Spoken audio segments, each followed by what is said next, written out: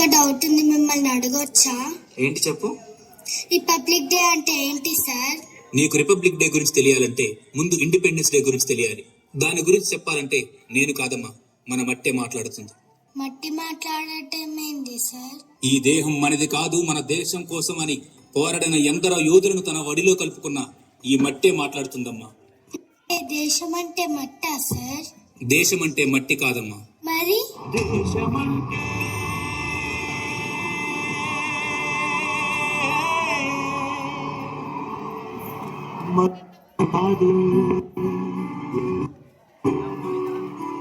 గతం కాదు, అడవి కాదోయ్ గొడవ కాదోయ్ అన్న చేసి గన్ను కాదు, క్షుద్రవేదం పాడుతున్న ఉగ్రవాదం కాదు కాదోయ్, తీవ్ర వ్యాధిగా మారుతున్న తీవ్రవాదం కాదు కాదు. దేశమంటే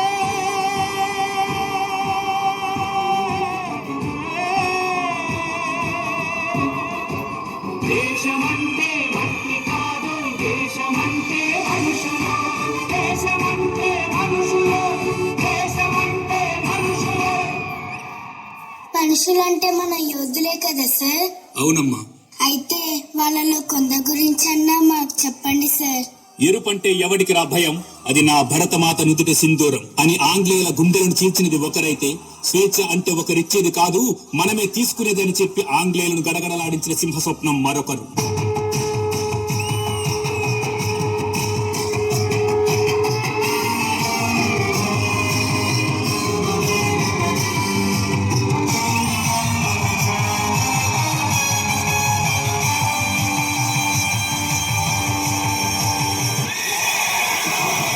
దోపిడీలను అన్యాయాలను అరికట్టాలంటే స్వాతంత్రం కోసం తిరగబడటమే శరణ్యమని ఎదురు తిరిగిన మన్యం వీరుడు ఒకరైతే, విప్లవం మానవ జాతికి శాశ్వత హక్కు, స్వతంత్రం ప్రతి ఒక్కరి జన్మ హక్కు అని దేశం కోసం ప్రాణాలు అర్పించిన నిప్పు కణం మరొకరు.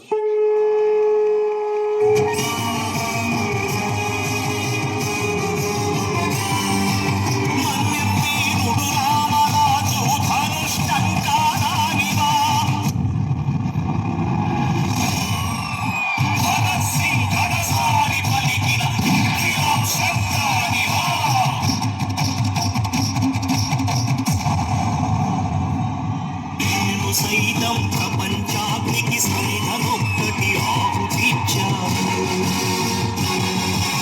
నేను సైతం విశ్వవృష్టికి అశ్రు ఒక్కటి భారపోశాను,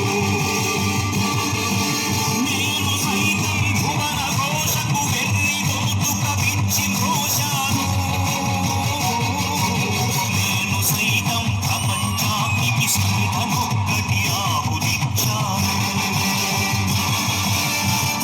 ఇలా చెప్పుకుంటూ పోతే ఒకరు కాదు, ఇద్దరు కాదు, ఎందరో మహానుభావులు వాళ్ళ ప్రాణాలు అర్పించి స్వాతంత్రం తెచ్చినా కూడా మనకంటే సరైన రాజ్యాంగం లేక ఇబ్బంది పడుతున్న సమయంలో మన కోసం సరైన రాజ్యాంగం తీసుకొచ్చింది డాక్టర్ బిఆర్ అంబేద్కర్.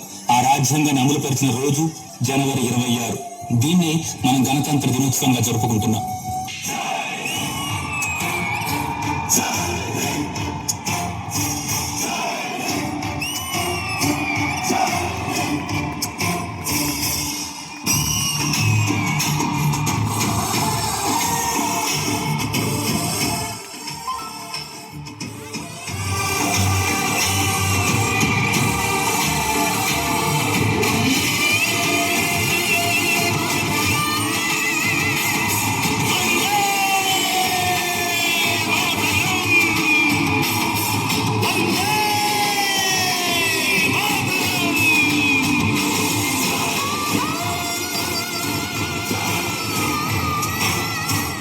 దేశమంటే